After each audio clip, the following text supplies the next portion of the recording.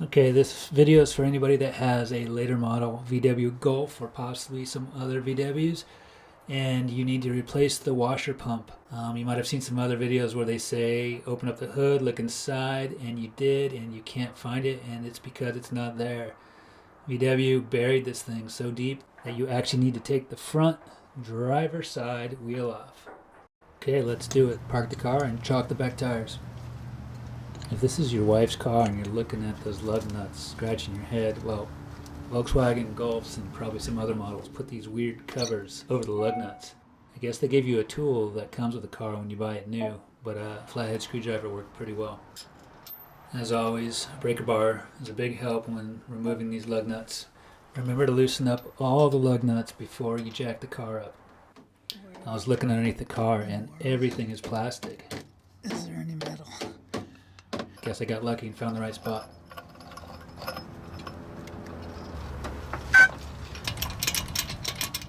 Take out the rest of the lug nuts and roll that tire away. Okay, so you just removed the tire. Nobody really cares. Here's the part that's a little bit more helpful. In order to get to the reservoir and pump, you're going to need to remove a good portion of the plastic liner that goes around the wheel well. And you'll need a Torx T25 bit and impact driver to remove that. There's about a dozen screws that you'll need to remove in order to get to the pump. You'll want to remove the lower liner first. There's several screws that you might not see at first, but if you wiggle the thing, you'll see that it's still attached, and find those screws. Once you get the last screw out, remove that lower liner. Just get it out of your way. And then you can remove just a portion of the upper liner and bend it out of the way to reveal the pump. Feels pretty good to move that liner out of the way and see the reservoir and pump and realize you're on track. So the pump has two arms, one on each side, and they are tubing that goes to your wipers.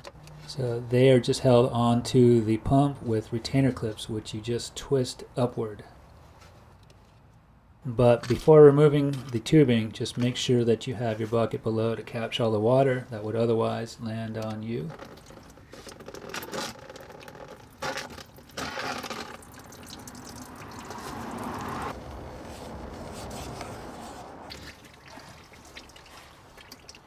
So to get the pump out, you just got to wiggle it upwards and clear the bottom arm that actually goes into the reservoir. I'll just wiggle it up and let this thing drain. And to completely remove the pump, you'll need to push in a little indent at the top. I used a screwdriver. You could probably use your finger and just pull them apart. They'll come off real easy. Next, you'll want to get the new pump and install it into the wire harness. You just kind of line it up and press it together. You will hear a click, and you're good. From there, I got the new pump and got it lined up, pushed it into the reservoir, and then you need to slide it down and use a little force because you need to make sure that arm on the bottom of the pump is fully seated into the reservoir, or else it's probably going to leak. And then you'll get the tubing and put it back onto the right and left hand side of the pump and push down on the retaining clips. These things are a little fiddly and I had to do it twice. You can see here it pops off.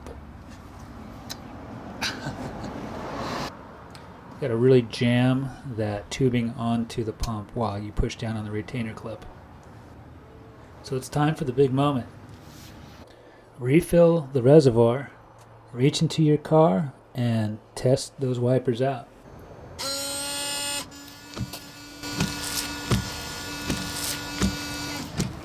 It all worked out, so it's time to put it back together.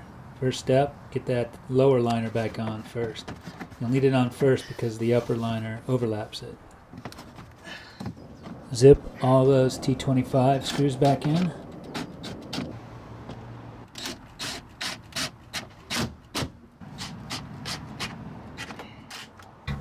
Put the wheel back on and tighten with a torque wrench to 88 pounds.